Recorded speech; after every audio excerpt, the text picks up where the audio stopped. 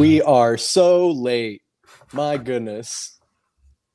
Deepest and dearest apologies to anyone that may have been waiting. Man, I am so flustered. We'll get into it quick, but then we want to get into the sports. I'm Chris Patrick, host of the Heat Check podcast. And with me tonight, as always, Mr. Michael Benjamin. What's going on? What up, what up? Hey, we overcome. That's what it's all about. And I got my notepad. I got my highlighter with the light on the back. I got some Sharpies, pens. I'm ready. I did my homework. You did your homework for 4 hours this week? For 4 hours. Before the show? I'm prepped. Beautiful. I'm set. Don't you worry about that, Mike, because just earlier tonight, we decided to take that out of your Valley Sports Plug contract. Oh. You are no longer required to do that 4 hours of homework because we know you're going to do it anyway. Hey, you're putting a lot of faith in me, Chris. I mean, I appreciate it, but I don't know, man. Yeah, I mean, I have faith in you, man. I have faith. Anyway, quick reason why we're late. Obviously, you see, I'm Chris Mobile Patrick tonight. We had some technical difficulties. My microphone was working just fine, but my camera on my horrible laptop was not working so fine. So we, like Mike said, where there's a will, there's a way, and we overcome. So here we are. We're live. We got about a little under an hour to get through all this craziness and shenanigans that's been going on. So let's get right into it. Man, like we were just talking about there, Kyler Murray signed his contract since our last live stream. That should have been the biggest news, right? We should have been talking about just how crazy that is. But in paragraph 36, I think it was, they put this addendum that said that Kyler Murray had to have 4 hours of independent study. You saw that shit, right? Oh my God, yeah. It's laughable right to begin with. I know Kyler came out in I think he took the stand today in front of the press and basically he said the same thing. He said it's a joke. I can't believe it. I kind of agree with him. But I also understand that it's the Cardinals trying to cover their bases, making sure that the guy's invested. I mean, it is a very, very, very large contract, and they want to make sure that he's all in and part of the team. So I get that to an extent, but I would hope that, we're all adults here, right? We're all sitting at the big boy table. I'd hope we could have those conversations beforehand. And I don't know if it was something that was like a missed step by his agent, or I don't think so. And I hope it was conversations that they had before he signed it. But it's a good joke, and it's not a good joke for the Arizona Cardinals to start off the season going into the training camp this way. We obviously want to be talking about other things like the new pieces that have come involved, our new draft picks like Trey McBride, Marquise Brown getting into the fold, and getting guys comfortable and moving for those first couple of days of training camp. I know first open practices start this Saturday, but oh man, dude, it's the wrong stuff to be in the limelight right now. But you just got to roll with the punches, and I am proud of Kyler coming out and kind of sticking up for himself. Mm-hmm. Yeah, you got to, especially when you have all the bad press and you get that blowback, you definitely got to stick up for yourself. But where was his agent telling him and sticking up for him, or where was he sticking up for himself to not have that in there in the first place? Like, no matter how this has ended up shaking out, I feel like any Cardinals fan should be pissed off or a little bit annoyed right now, because it's a joke. It is a joke. And now everyone in the league is saying it's a joke. It's a slow news season for sports. So when you get a story like that, they're going to run with it. And that story was out within minutes or within hours, I guess, of the deal, news of the deal coming out. So I didn't like it personally, but I get it. And you, like you said, the team has to cover their bases. And there's been a lot of issues with Kyler Murray, like even going back to his draft days, or when we were looking at getting him drafted. There's an article that I found from NBC Sports where he came out of the combine and they questioned his leadership skills, basically. Won't dive into that too much, but that's always kind of been a question. And then like me, you, and Tallman have talked about, he gave up on his guys. He almost has this attitude, it seems, where he blames other people around him, and there is that perception that he doesn't work as hard to be the leader. But for the on the Cardinals end to put that in there and that weight on Kyler to air that out in public, I just think that's foul. So I think on both sides, like there's many ways to look at it. I think it's a tough thing to when you start putting it in contracts. It's not a good start, right, to the breath of fresh air that we were hoping to get from the contract signing. You know, stating that Kyler Murray is your guy, he's your go-to, he's your leader for the next 5 years. And there's just a lot of questions that come with that. I mean, obviously Michael Bidwell is a very hands-on owner comparative to other owners in the NFL or professional sports. He has a say, and I'm sure that he was involved in adding that. You know, it was Steve Keim, another guy that's putting it in there. Is Cliff Kingsbury a guy who maybe saw that there wasn't enough film study going on, on off days or whatnot? So he kind of helped that out. It's all speculation. We'll never freaking know. But to get off on that kind of a foot, to start, because everything that happened with Kyler Murray basically scrubbing his Instagram of everything Cardinals related, to the statement from his agent and the months of basically work that it took from both parties to mend the situation, and then to finally be in a clear headspace, and now to get back into this kind of dumb shit. It's like, I can't believe that we're even here. But Kyler Murray had to read the contract before he signed it. Did he just completely gloss over that and was just like, Right. oh, yeah, whatever. I mean, I do that no matter what. And then the information came out and it was uploaded to NFL records for anybody to see. So people saw that and started reporting on it. And maybe, his team came to him and was like, dude, you're getting a lot of flack online right now from people saying how ridiculous this is. For him to then finally come out to the press and say, hey, this is a joke. I mean, I don't know what we're doing here, Chris. I'm so confused. There's so many different things going through my mind right now. But all I know is this is not the way we want to start the season. No. And where's the disconnect here? I think it just says there's a lot that I don't want to say it says a lot, because I think that in a lot of ways there's a lot of, what am I trying to say? You can read into it many different ways.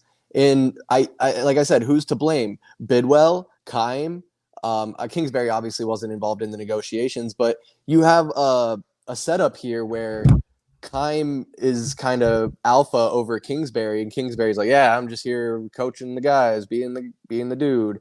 I'm not saying he should be more forceful in those negotiations, but like, man, yeah, where's the disconnect? Like you said, I don't know what we're doing here. It's like I couldn't have said it better. It's just and then on top of, go ahead. No, go ahead. Yeah, no. I mean, we already got plenty of other stuff to figure out right now. We got to figure out who's going to be number 2 receiver behind Marquise Brown. Now we got to figure out who's the number 1 receiver, because his hamstring is hurt. Obviously, we don't know to what extent, and hopefully he just misses a little bit of time during training camp and maybe the preseason. I'd be under the I'd stay on the safe side. And if he has to sit out 2 or all 3 games in the preseason, I mean, do it, because he's your number 1 weapon. We do not have DeAndre Hopkins. He has to be healthy rolling into the season. So, but that's more time that you don't have to get into the fold and figure out what this team is about without D-Hop. So it's you finally see the light at the end of the tunnel and be like, okay, all of this nonsensical bad blood that was going on between the Cardinals organization and Kyler Murray has finally come to an end. And obviously this just happened today and everything's coming to light right now. I just can't imagine how Kyler truly feels and if it's kind of a step back. Obviously he said it to joke, so he doesn't feel good about it, but is that all perception? Is that just, putting it out there so he makes himself look better? I don't know, but it's all you can do is laugh. All you can do is laugh. At the end of the day, yeah, we can sit here and go at this many different ways and rage on it. But I did see this interesting article, or I heard about it on the radio, and then I read about it in the actual article. But let me just read you this in case you didn't hear about it. So this was like, it was probably like more than halfway down in the article. Here, where was I? Oh, I scrolled back up. My bad, Mike. I'm sorry. Oh, you're all good.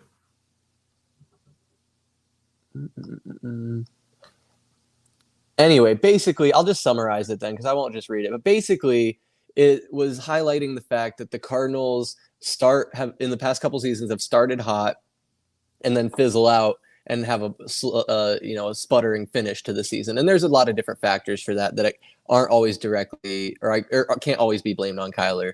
But the interesting correlation they made, and something that I've pointed out about Kyler Murray, is what point in the season does he start slumping? It's like in November, December, and finishing out the season.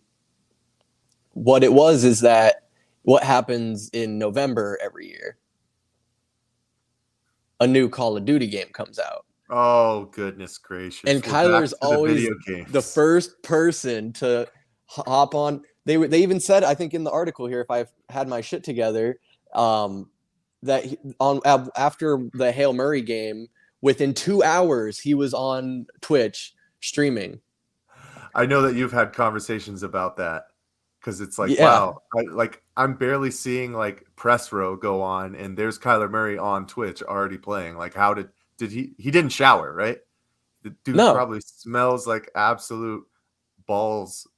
He just hops into his gaming chair and gets going. But I mean, the guy's signed with FaZe Clan too, right? So he probably has a little bit of contract, a contract addendum stuff within it where he has to get a certain amount of his hours Twitch played in order to get a check and whatnot. I mean, makes sense, right? When's the next Call of Duty coming out now? It's probably always same time frame every year. Yeah, I think sometime early November, I think. But yeah, here it is just real quick. I found the paragraph now that I wasn't scatterbrained.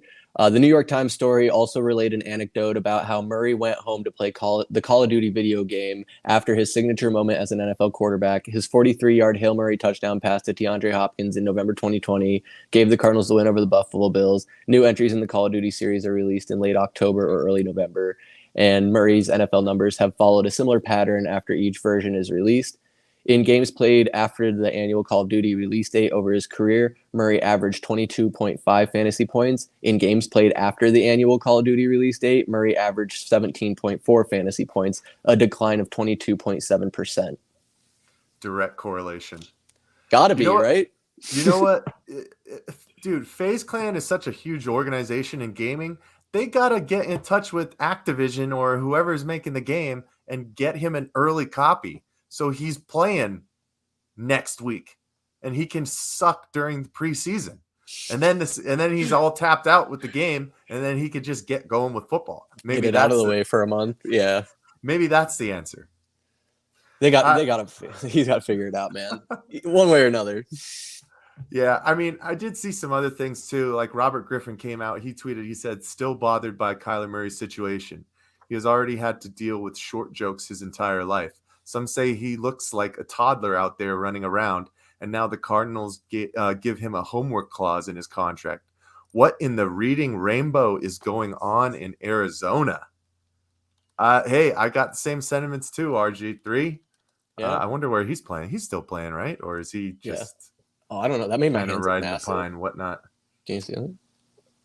And then I think pretty recently the Cardinals have come out with a statement. Adam Schefter tweeted, "After seeing the distraction it created, we removed the addendum from the contract. It was clearly perceived in ways that were never intended.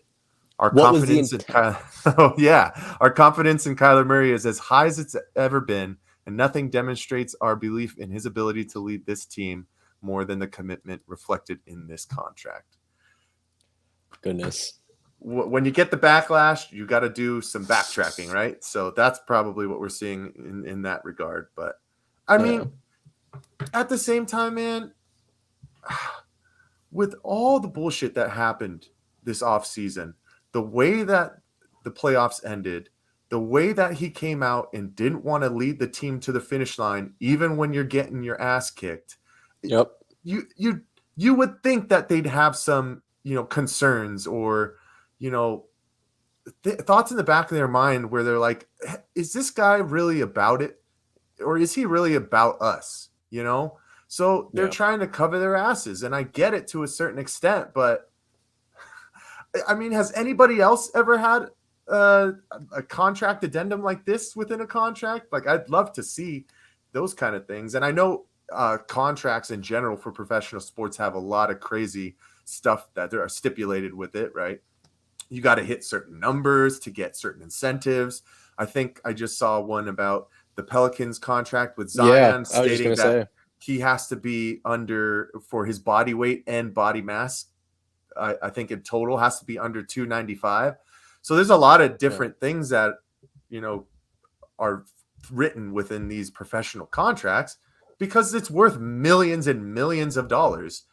So I understand, but to be asking a dude to do something that should just clearly be part of being a professional, it's kind of sad. So I see both parties at fault on this, and it's you got to find out where you go from here to get this out of the news and start figuring out what the next moves are. So. Yeah. And just like to not, we can move on from this real quick, but I just want to point out the logistics of it. To have something like that in a contract, how are you going to enforce that? And to have something in there that if you're like, if you say, Kyler, you only studied 2 hours this week, voids your entire contract. Goodbye. See you later. At any point, they could pull that shit. If they like, how are they going to prove that? Why even put it in there? I mean, obviously it's probably a good faith thing, but at the same time, when you have your week prep, there's different days are broken out for different things, right? You have your walkthroughs, you have your days where you're lifting, you have off days, and there's probably days where it's strictly, or like part of the day is strictly for film room study with each room. So he's in there with the other quarterbacks studying film and whatnot. So if that's already happening, exactly, do you need to even put that in there? If it's Thursdays from 2 to 5 are already scheduled for film study, like if he's not there, he probably gets some kind of fine anyways, because it's against like team conduct and whatnot. Right. But I just think maybe they have some kind of program, like, after all the initiatives with COVID and everybody going virtual and classrooms basically going to full on Zoom, when kids were taking tests, you had to have your camera within a certain spot. I know Bree did this for a couple of tests in a couple classes that she did. You can't go outside of the of like the camera view. And if there's like excessive background noise, right? If you turn and look for too long, it like triggers something. So that'd be awesome if they were going to do that to him, where it's like, bro, you got to sit down every Tuesday night from 4 to 8 p.m. and we're literally recording you watching film. That'd be the only way you could enforce it. But like at the end of the day, like for a grown man, adult person that's supposed to be the leader of your team, to have that in a public contract. Well, right. So that basically everything that's happened shows us that our relationship isn't where it needs to be or as mended as we thought it was in the beginning. Right. Yeah. So where do you go from here? Obviously, Kyler made his statements, and now the Cardinals are coming out and stating we have all the faith in the world in him, so we're backing him, and we understand that he thinks it's a joke, so we're taking it out. So that's a good step in the right direction. Obviously, It makes you look like you got red all over your face and you look stupid. But at least it's showing good faith in Kyler, so you can continue to mend the relationship. It's just crazy that it had to go this way. Yeah. For it to even get to this point, like buried in paragraph 36, did you think people weren't going to see it? There's nerds that read every single word of it. And clearly not enough people read every single word of that contract, or else it would have been taken out before it ever got signed. Like, because like you said, his agent hit Kyler, his agent, Steve Keim probably read it. The Cardinals lawyer probably read it. Cardinals lawyer's lawyer probably read it. Like, Yeah, I mean, you know that all these high profile sports entertainment business companies, they probably have dedicated employees to literally be like, okay, every time an X number contract comes out, so like high profile contract, 200 plus million in the NBA, you know, like contracts like Nikola Jokic and whatnot. Your job is to literally just be like a lawyer and read through the contract and find any kind of crazy tidbits that are within it. mm-hmm. So I'm not surprised that it came out, and I'm not surprised that it came out as fast as it did. So everything is dissected within sports culture nowadays, right? Oh, Nothing can go 100%. unturned, and everybody is so in tune and tapped in with what's going on because of social media. There was no way they were going to be able to float this away. So that's Yeah. why I'm so surprised.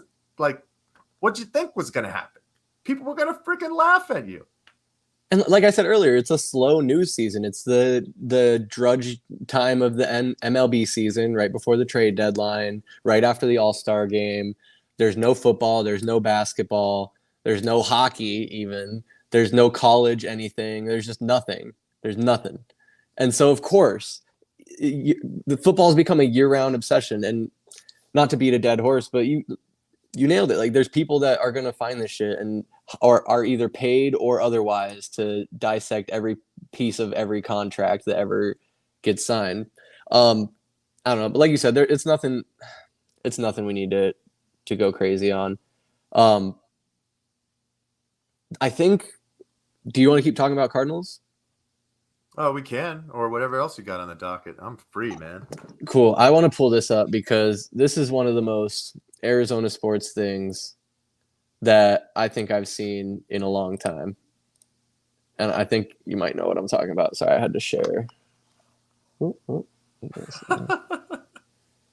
Drew Jones suffers shoulder injury days after signing with the Arizona Diamondbacks. In his first batting practice, he injured his shoulder and will miss the rest of the season. And I guess he's going to go more testing to see if he needs surgery already, after we just signed him to an $8 million deal. Son of the former Atlanta Braves great Andrew Jones. Mike, is this the most Arizona sports thing you've seen all year? Well, I'm pretty sure that same day is when the Cardinals came out and said that Hollywood Brown was getting shut down for his hamstring injury. Injury. So rank them top 3. What are the most Arizona sports things? Drew Jones injured first batting practice. Hollywood Brown injured before training camp starts. Kyler Murray homework clause. Most Arizona things. I would probably put Drew Jones at number 1, just because it's like, oh, it's too good. Okay, there's the new star that we're hoping for, and he's like hurt, and it could be a severe injury. Like, I know we've seen it, but just with the nature of Arizona sports, it's kind of like, how far can we have things just go south, right? Yeah. And then I'd probably put Hollywood Brown there because, yeah, he did get injured, but from the sounds of it, it's not as severe, and they're just going to, take their precautions and play it slowly, which is the smart thing to do. And then I put Kyler Murray 3 because who the fuck, I've never heard of anything like that. So it's so unprecedented. I don't even know where to even formulate a thought to go with that, but that's probably where I'm landing on those. Poor kid, man. And even batting practice too. Like, those are always the worst. Like, you feel bad. Like, obviously it sucks for your organization. He wasn't going to play this year, right? He still has to go through some minor league work and whatnot. But to get on the field for your first time and to hurt yourself like in practice, oof. Yeah. Oof. Talk about getting off on the wrong foot. But, and I don't blame the kid. I mean, I don't want to blame the kid. That's that freak shit that happens all the time, man. Shit happens. Like when we're out there a couple months ago, we're playing every week. I play a couple times a week when we play ball. And then I just overexertion and popped my hamstring. Like it's nobody's Oh, that's fault, right. I remember that. and we're conditioned to play. I mean, it's not like he's out of shape, and it's not like he wasn't swinging the baseball bat. It's just a crappy coincidence, and that's the one time where that's all it takes, and you get you know, bad things happen. It sucks, but that's horrible. That's horrible. I'm definitely Yeah, excited I to see feel for where the he kid. goes, though. I loved Andrew Jones when he was on the Braves with Chipper Jones and Greg Maddux and Tom Glavine. Yeah, those teams were awesome, man. When they beat the Yankees in the 90s, that was right before the Diamondbacks won in 2001. I loved those teams, man. So that would be cool to see how he comes in. He's a center fielder, right? So he plays the same position that his dad did? I believe so. Let me see. J-R-U-W Jones. I did see Andrew Jones was on the Yankees also for a short period of time, right? I believe so as well. Yeah. Mm-hmm. Yeah, let's see. He was. He is a professional outfielder. Yeah, so yeah, probably center field. But yeah, I'm excited to see what the kid can do, and I think I'm cautiously optimistic for the direction the Diamondbacks are headed in. I'm willing to give them the benefit of the doubt because with what they have to work with, it seems like they have been playing well. They have guys like Josh Rojas and some of these other younger guys that I can't name off the top of my head because I don't watch the Diamondbacks enough. But there's these guys that have been here for a little while that I hope they're able to move at the deadline to position us to be competitive next year. And I'm talking about guys like David Peralta. He might have played his last game in a Diamondbacks uniform. I think they have a game tomorrow, but the trade deadline's creeping up, and I think there is some interest for some teams to get an outfielder. We'll see. He is a little bit older. He's not the player he used to be, but a team might not pass on a veteran like that. I really hope they can unload Madison Bumgarner's contract. If they can get him out of here, that would really set us up well for next year. I just don't know what kind of assets are going to get back for him, especially as an aging starter and his inconsistency, man. Like, Yeah. I don't even know if you could say that he's been mediocre. Like, it's a little bit under par, or I guess no, over par would be the right. Oh, no, yeah, under for par. golf, No, it under would par be is good.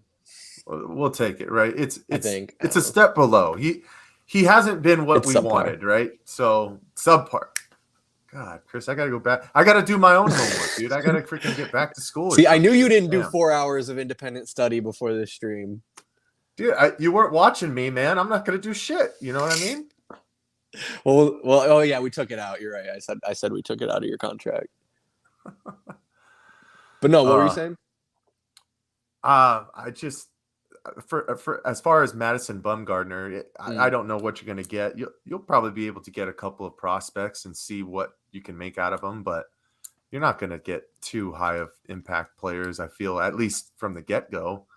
But is that also what the team is really building right now? We still are plenty of pieces away before you're really building a true contender. You're making the right strides now, but we're just so far back in the rat race of the NL West with the other teams that we're having to compete with, especially the Los Angeles Dodgers. It's going to take time, and I guess patience is a virtue, but it's easier said than done. Right, exactly. But I think, and let me know what you think about this, we're not going to be a team like the Dodgers or the Yankees or the Cubs that can spend a bunch of money to buy a ring. So we got to find these young guys and in our farm system to where we have them while they're young and cheap. And you don't know if those guys are stars until they start breaking out.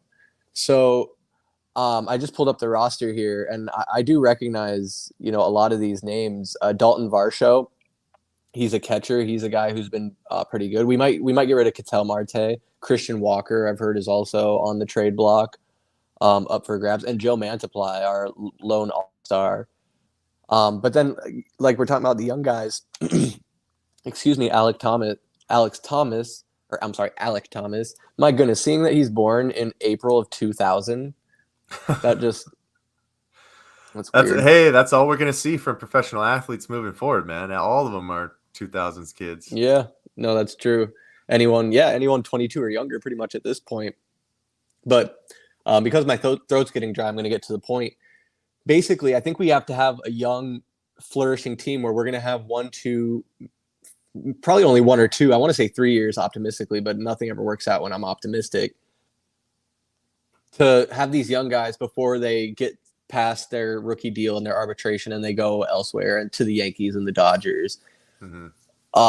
I think we have a window right now where if we can unload those guys I mentioned, Marte, Peralta, Christian Walker, those types of guys, and then get younger assets and really build. And next year, I'm just saying get to the playoffs, because in baseball, in a series, and in really any sport in a series, I don't know, if you're a playoff team, you have a chance.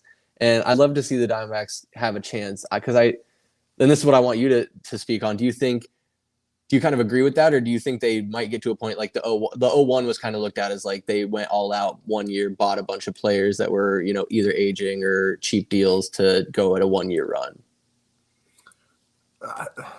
I think it's tough nowadays to do the 1 year run, just with the amount of money that's floating out there and the amount of pieces you would really need to bring in at higher contracts in order to, make a push against those really high prolific teams. But I think you have to go the route that you're doing. And I know a lot of people were excited by this recent draft with the prospects that were brought in, including broken Andrew Jones or Andrew Jones. Drew Jones, my bad. You're good. But that's the best route that you have, because, are the Diamondbacks ever going to be able to even be in consideration like a Washington Nationals team that offers Juan Soto $440 million? I mean, like, we tried it with Zach Greinke and it didn't work. And we're only able to do that with one guy, if that, right? Whereas these other teams are offering guys, over $100 million and at multiple positions. So you have to build from your farm system, and you have to hope for the best, and that it turns around quickly. So we'll see, man. We'll see. I know that we've had conversations about where this team is going, but all I want is competency. That's it at this point, man. Like, right. I'm tired of literally always being in third or fourth, primarily fourth in the NL West. Like, at this point, I don't even care about NL standings. I'm just talking about even getting close to pushing for a division crown. Right. And normally, if you're pushing for a division crown, you're getting close to a wild card spot, especially now that it's expanded. Yeah. So that's it, man. That's all you got to go for. And obviously, everybody wants to win. I hope they do. Mm-hmm. So, some would say back in the day, Robert Sarver didn't want to win because he didn't want to pay guys like Joe Johnson. But yeah, that's beside the point. So you do the best you can. You roll with the punches, and you hope that these young guys work out and make it work fast. And I think I've been harsh on Hazen. If anyone's listening to this back and listens to our podcast or goes back, either way, I've been a critic of Mike Hazen, and I've said that he should go. But honestly, I'm willing to give him a chance now, I think, because when I think about it, he has the spirit. When the Diamondbacks were semi-competitive a couple years back at the deadline, he made the move to go out and get JD Martinez. And when he got scooped up from the Tigers, really broke out with, I think he was breaking out with the Tigers, but then really exploded with the Diamondbacks, got that big deal with the Red Sox, and now he's considered a star in this league. So that's a good, like I said, he has the spirit, and I like moves like that where if next year or the year after, a couple years down the road when Drew Jones is the new star of the team and the new guard is coming in and into their own, and we have those young pieces that we can be the second, third, fighting for the crown in our division, like you were saying, then we can make those aggressive moves at the deadline to get that 1-2 players to take us over the edge to make that push. Because I don't think we're gonna have the like the teams we're talking about have the depth, right, to be able to be good all year long, to get the record, to be the division leader. But if you kind of have a thinner roster and are relying on young talent, it's inevitable in sports, especially a sport like baseball where there's 182 games. You're going to have injuries, you're going to have tweaks, you're going to have rest. They're playing 4, 5, 6 games a week, and any given time of the year. So I think you nailed it. I just want to see them be competitive and just and put a good product on the field that we can be proud of. And just wild card is not a high bar. As far as expectations go for a team, just asking you to be fighting for a wild card spot is not asking too much. But I think they're headed in the right direction, and I'm honestly, for the first time in a long time, I'm kind of getting excited to see what they do. Like I was thinking today, like, ooh, I hope they make some moves at the deadline, but not to like get better immediately, but to get better in the long run. Yeah, I mean, and the last thing that I'll say too is exactly that JD Martinez trade that we had is exactly the kind of moves that you want to see made. Somebody who's really coming into their stride and hitting a hot streak, and then you make an aggressive play for it because you're in a position to win. Not a guy who has been steadily on the decline, is somebody who has not been the pitcher that he was for a decent amount of time, and then pay him basically based off of his name in Madison Bumgarner. Yeah, you're right. And I don't want to be the team that is looking to sell all of their like main assets that we got. I mean, like Ketel Marte is like one of our best hitters. David Peralta is still one of our best hitters. Like those guys are like our best players. And I understand what you're saying, Chris. You have to make those moves to build for the future. But I don't want to be in this position for a long time where we're considering trading our only all-star. You know, like that's I want to be a buyer. I don't want to be a seller. Right. And that's it. It's as simple as that. Now, you bring up a great point there, and you got my gears turning now. I'm not the smartest guy, and I'm not a baseball general manager, nor will I ever be. But Mike, let me ask you this: would you rather have like sign a guy like Madison Bumgarner? Like you laid out all his flaws. We know who he is. He was really good, but then he kind of had a sharp decline, and now he's kind of a mediocre, inconsistent pitcher. Or would you rather the team not sign him? Because I'm thinking in my head, maybe that year in free agency, they were looking around, and guys are getting snatched up left and right. Maybe they're talking to some guys, but they're not interested in coming to Arizona. And then they look at Madison Bumgarner and they're like, oh, he wants to be here. Good weather, golf, plenty of space for him, his wife, his cows, and his sheep. And they just like, okay, well, we'll sign him because we need a pitcher, even though we just got rid of Zach Greinke, who's virtually not the same, but just comparable as far as having a ace pitcher.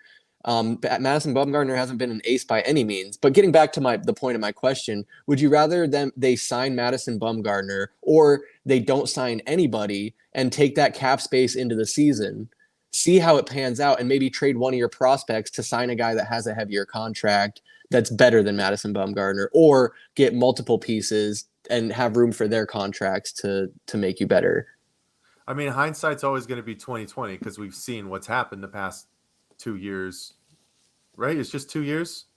I think so. Here, or is it 3? Or is this third season? This might be his third. Yeah. Anyways, so you want to go down the route? No, I don't want to sign him. I don't want to sign him to the contract that he ended up getting. And I'm still probably in the fact back then when we signed him, I was like, okay. But hasn't he already kind of lost favor with the Giants? Back then when this was all happening. Yeah. It was like, he's not the same ace that he was when they won in the early 2010s, So I understand you got to fill the shoes that Zach Greinke was bringing, but was it like we were really winning anyways? I mean, when was the last time we were in the playoffs? 2017? I think so. So it had already been a couple of years where we weren't really like competing for spots and whatnot. So why don't you just get into the rebuild early, throw in some of your farm league pitchers, see what you might have, and grow somebody like a Max Scherzer. Like he was built through the Diamondbacks organization. Mm-hmm. So and save the money and maybe be able to buy at the deadline because you have the extra cap space and whatnot. But hindsight's 2020, right? You're always going to say you're always going to go, yes, I wouldn't have signed him because of what I know now, subconsciously in your mind, right? So Yeah. It's easy to play Monday morning quarterback. I love that phrase because like perfect hindsight 2020, whatever you want to say. It's easy for us to sit here with knowing what we know now, but I don't know. Back then, I think I was just because of the name. Like, and I think maybe that's why they did it because of the name. You hear Madison Bumgarner, and looking at this, he was 30 years old when we signed him. So, Mike is 30 an old athlete? Like, especially in baseball, like I you don't would think. think. Sorry, I don't think No, go 30 ahead. is an old athlete, but when you have 10 years under your belt of big league pitching, I mean, that's a lot of wear on your arm. That's Like, true. We played that pitching game at Dave and Buster's, and like I threw 3 pitches, and I'm almost still feeling it. I I I know I don't have the technique and the muscle structure for it, but yeah, you bring up a great point. 10 years of that wear and tear, and on top of that, considering the playoff runs that the Giants were going through during those stretches where he would have those extra starts and maybe be pushed a little further, maybe played through some tweaks here and there just to get those because I know Bumgarner is a competitive guy, but I mean the numbers don't lie. As you can see here, his last 3 seasons with the Giants, he had 3.32, 3.26, 3.9 ERA, and then so far with the Diamondbacks, just abysmal. Cleaning it up a little bit this year, but I mean 3.71 is not a desirable ERA as far as I know. I'm not the baseball expert. I've just been getting into it here in the last 5-6 years, but not good, not good. And that's I didn't mean to dogpile on Madison Bumgarner or to get derailed with oh, that. poor But Madison. you brought up you got me thinking there, and I just think it's just been a lot of question. There have been some questionable decisions, but I do getting to the core of it. I like the spirit of the JD Martinez move, and I can understand maybe the logic behind bringing in a veteran like Madison Bumgarner, being like, yeah, he might have been slumping the last 3 years, but maybe he can turn it around. Or maybe he'll have a resurgence. It's not hard to imagine that a 30-year-old could have a resurgence when you see pitchers pitch into their late 30s. Maybe there's been pitchers in their 40s. I'm almost positive. Oh yeah. I mean, I'm But pretty sure Nolan Ryan almost pitched till he was like mid 40s. yeah, I mean, guys like him and Tom Brady, they're going to be the exception and not the rule. Mike, I'm looking at the clock. How much time do you got left? I got just under 10 minutes. So if you Just got under 10 anything minutes. else, let's do it. Perfect. I think I want to spend this last 10 minutes talking about my favorite Valley sports team, the Phoenix Suns. Oh, God. And it's been a little quiet recently, hasn't it? It's a snooze fest out there, man. Yeah. Except for Mikhail Bridges freaking getting on tables at the Vine, singing What? alternative rock songs with What? the people. You Oh, didn't see that? I think tonight was their last night, if I'm not mistaken. I did not see that though. I did not Oh see yeah. that. The Vine in Tempe? Yeah, the Vine in Tempe. He was out there at karaoke night, freaking chopping it up with the people and on the table, just having a grand old time, man. It's probably one of those things where he heard from other people that they were closing down, and it was like, one of the favorite like college spots. I think that And place has been packed every day, every night this month. Because I can only imagine. I'm kind of bummed now because me and Ian went down there with the intention to have one last night at the Vine, and it Should have was just fought through it, man. we should have fought through it, but it was there was nowhere to sit, there was nowhere to edge in at the bar, and I honestly, in my heart of hearts, thought I would make it back out to Tempe, but I should have known better. Um, I saw it. I at least saw it one last time. I saw Mark smoking a cigarette out back. Shout out Mark. He was a bartender at the Vine there forever. I hope he's doing well. But Anyway, I don't want to waste time. You got short time, so let's talk about the Suns. I didn't see Mikal Bridges dancing at the Vine, but I'm gonna look that up without a doubt. I did see though that uh, it was difficult to find more details, but the Suns announced a multi-year extension for Monty Williams, and the best I could find is that multi-year they mean 2 year, 2 extra years. So now we have Monty Williams through I think 2026, 2025, 2026, something like that. But they added 2 more years onto his deal. I've been a Monty critic. I think I've probably been a bit hard on the guy because he has done a great job. He's a good guy, not a knock on his character by any means. Just some of his coaching choices I've been critical of. But Mike, how do you feel about the Monty extension? I mean, it makes sense, man. It's with everything that's happened these past 3 years, the trajectory of this team, the hopes in bringing back the pieces that you have, that continued success will be here. I mean, he was a big part of that. He's building blocks that you want to keep around. So I understand. And he did win Coach of the Year last year. So sometimes you want to reward things like that. So Yeah. congrats to Coach Mont. Just got to make adjustments when, the playoffs come around. And I'm not talking about just switching out this guy off the bench for the other. I'm talking about game plan adjustments. Mm-hmm. But And Monty's been around the game enough to understand that, and I think that'll be a growth for everybody, right? yeah, yeah, absolutely. And I do don't get me wrong, I do love Monty. I love him in interviews. I love a lot of the stuff he says, and he seems to have a down pat philosophy. Um, you got me thinking there because we've coached a little bit, and I know my strengths as a coach are more in practice and one on one with the players versus in game. I'm probably not.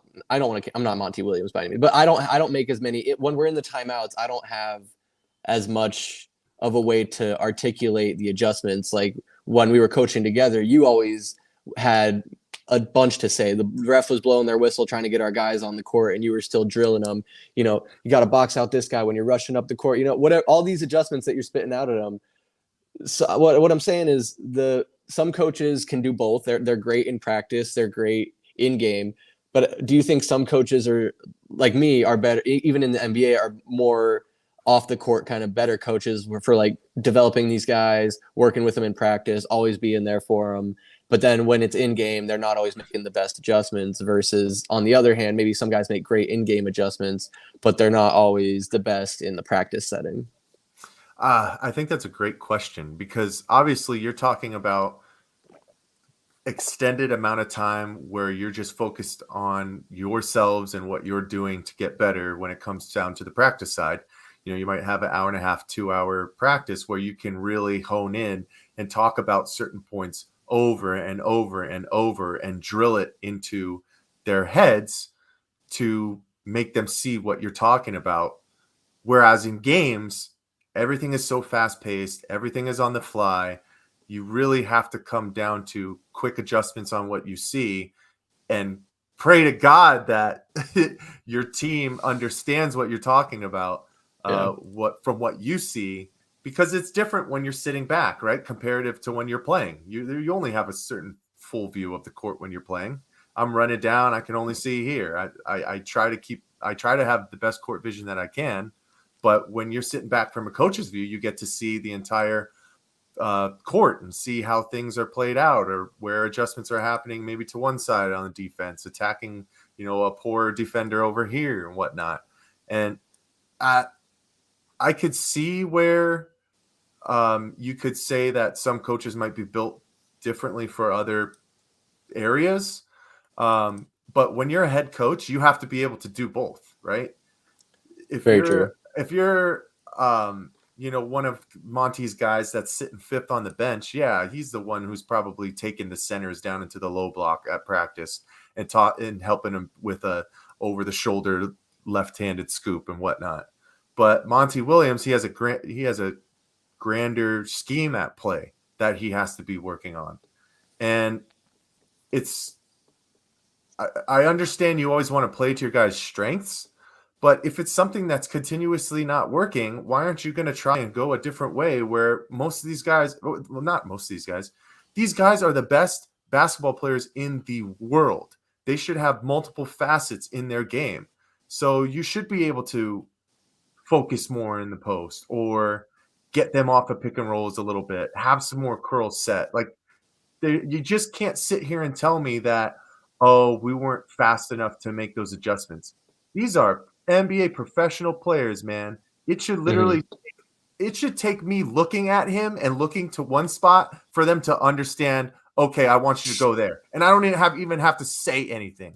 You know what I mean? Honestly, yeah. So, and that for us, it was so totally different because exactly what you're saying. I'm out there spitting a million things in a very, very short amount of time saying, okay, we have to get back on defense. You have to pressure the ball once they get past half court, force them to the corners.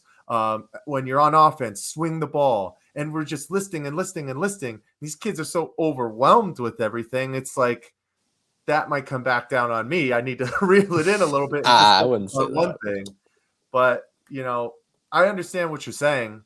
I hope that that's not Monty's case. It also comes down to trust, right? Guys got to trust what his game plan is, but I feel like the Suns have such a good cohesive unit with those guys, like leaders like Chris Paul, who are kind of like a player coach where they'll be able to talk about what they're seeing on the floor as well and work to a better game plan within the game plan. That's the next step that needs to be taken with this team. So we'll get there. And hopefully we'll get there with Kevin Durant. I'm still holding out hope. You still think we're going to get KD? It's going to happen, man. It's going to happen. I have faith. I'm holding my faith. It'll happen eventually, whether it's now or down the road, because it seems like all the reports are he has the desire to be here. But, man, we have so much more to talk about. But that's pretty much, it sounds like, all the time we have for tonight. We are going to get you the Heat Check podcast, episode 9, I think, 8 or 9. Shit, I can't keep track. But that August episode will be coming up here in the next couple weeks. Mike and I and Tallman will coordinate that. But be on the lookout on all our social medias. We're on Twitter. We're on Facebook. All their links are in the description. Because of Mike, he inspired me to get a link tree today. So his link tree, my link tree, it's down below there. So make sure you're following all those social medias. And I imagine we'll have a live stream for you next week. And Mike, what do you got? Anything else? Yes, sir. Valley Sports Plug on Twitter at Arizona VSP. My socials are at Mike_Benjamin with 2 M's. Only other thing I got to say is free BG, baby. We out. We out. Oh, I don't think I shared the audio, did I? We'll try this one more time. Oh my goodness. You're gonna have to cut this. You're gonna have to cut this for the yeah.